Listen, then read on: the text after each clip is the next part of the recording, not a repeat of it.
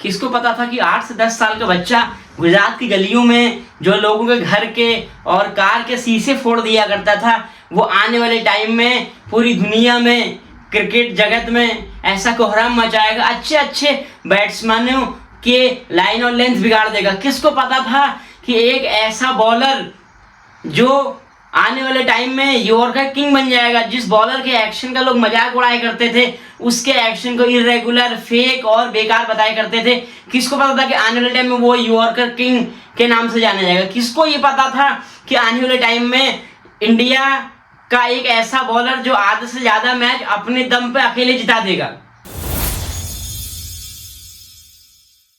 नमस्कार दोस्तों, उम्मीद कर रहा हूँ आप सभी लोग अच्छे होंगे।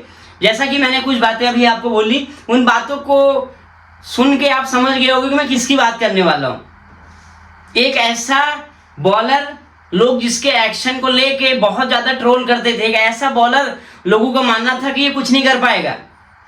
आज वो पूरे क्रिकेट जगत पे राज कर रहा है। जी हाँ दोस्तों, मैं बात करने जा रहा हूँ नन अदर देन अवर बूम बूम बुमराह, जसप्रीत बुमराह। आज लाइफ स्टाइल, फॉलोवर, जिंदगी जीने का तरीका सब कुछ अलग है, लेकिन लोग आज की डेट में एक सक्सेसफुल इंसान को केवल उसकी प्रेजेंट लाइफ में देखते हैं।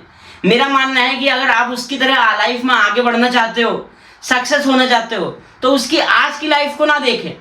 वो फर्श से आज तक गया कैसे, उसने ऐसा क्या किया, उसके अतीत को जानना बहुत जरूरी है। इसके लिए आइए आपको लेके चलते हैं गुजरात के एक शहर है अहमदाबाद में, जहां 6 दिसंबर 1993 में एक बालक का जन्म होता है जिसका नाम होता है जसप्रीत बुमराह। जी हाँ दोस्तों, मात्र 5 साल की उम्र में उस बच्चे के सर से उसके पिता का साया उठ जाता है। अब आप जरा अनुमान लगाइए, एक बच्चा जिसकी उम्र 5 साल की है और उस 5 साल की उम्र में अगर वो अपने पापा को, अपने पिता को खो दे, क्या गुजरेगी। क्या होता है नॉर्मली उस केस में, दो ही चीजें होती हैं, या तो उस इंसान जिसने अपने पिता को खोया, या तो वो इंसान बिगड़ जाता है, उसको गलत आदतें लग जाती है, वो गलत लोगों के संगत में रहने लगता है और अपना जीवन बर्बाद कर देता है, या फिर दूसरा उसके सामने ऑप्शन होता है सफल बनने का और जीवन में आगे बढ़ने का। जी हाँ दोस्तों, बुमराह की कहानी भी कुछ ऐसी है।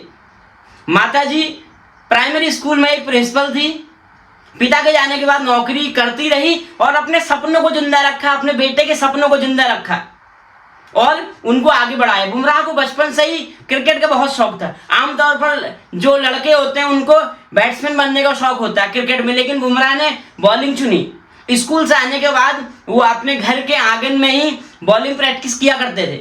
माता जी और बहन को डिस्टर्ब ना हो इसीलिए कम जगह में प्रैक्टिस करते थे, जिसके कारण उनका बॉलिंग एक्शन कुछ अलग होने लगा, थोड़ा उल्टा होने लगा, जिसके चलते लोगों ने बहुत ट्रोल किया, बोला ये एक इरेगुलर एक्शन है, ये एक रफ एक्शन है, इस तरीके से आप आगे नहीं बढ़ पाओगे। लेकिन उन्होंने अपने जर्नी को कंटिन्यू रखा। बुमराह की माँ अक्सर परेशान रहती थी कि जिस उम्र में पढ़ाई लिखाई करनी चाहिए, जिस उम्र में किताबों से मन लगाना चाहिए, उस उम्र में ये क्रिकेट में अपने रुचि रख रहा है। और उनको पता था कि जिस फील्ड में बुमराह जा रहा है उसमें कंपटीशन बहुत है, शायद ही सक्सेस हो पाए। फिर उनकी मुलाकात होती है बुमराह के बचपन के कोच द्विवेदी जी से, जो कि बुमराह को देखते हैं, उनका एक्शन देखते हैं। उन्होंने उनकी माता जी से बोला कि जो आपका बेटा है उसके अंदर कुछ एक एक्स्ट्रा टैलेंट है, इसको आगे बढ़ने दे और मैं इसको डेली सिखाऊंगा, आप इसको थोड़ा क्रिकेट में आगे बढ़ाएं। बुमराह की माँ ने बात मान ली भाई और उनको क्रिकेट में आगे सपोर्ट किया।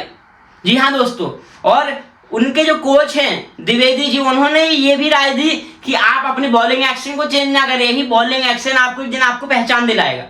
बुमराह उस रास्ते पे चलते गए, आगे बढ़ते गए और फिर आया 2013 सैयद मुश्ताक ट्रॉफी, जिसमें बुमराह ने विकेट लिए और अपने गुजरात की टीम को जिताया। उसके बाद फिर आगे मुंबई इंडियंस ने बुमराह को आईपीएल में जगह दी। पहला मैच डेब्यू का पहला ओवर और सामने विराट कोहली, पहली बॉल चौका, दूसरी बॉल चौका, तीसरी बॉल चौका। कॉन्फिडेंस तो गिरता है, लेकिन चौथी बॉल पे ही आउट। सोचिए, अपने पहले डेब्यू मैच में उन्होंने आउट किया किंग कोहली को।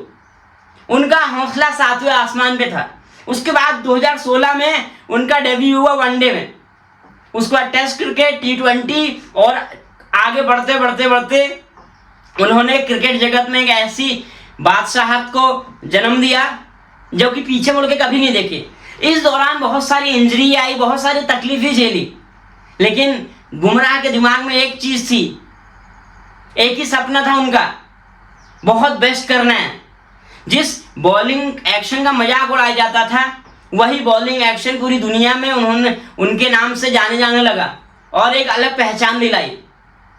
वो कहते हैं ना संघर्ष ना तकलीफ तो क्या खाक मजा है जीने में, ना संघर्ष ना तकलीफ तो क्या खाक मजा है जीने में, बड़े बड़े तूफान थम जाते हैं जब आग लगी हो सीने में। जी हाँ दोस्तों, बुमराह के सीने में भी वही आग लगी थी कि मुझे आगे बढ़ते जाना है, उन सारे हेटर्स को जवाब देना जिन्होंने बुमराह को बात बात पे ट्रोल किया था।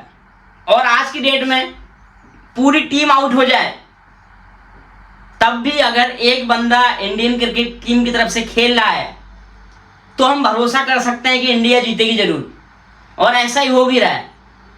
आज अभी रिसेंट में अगर बात करें, इंग्लैंड का हर साल एक खिताब होता है, उस खिताब को बुमराह के नाम किया गया।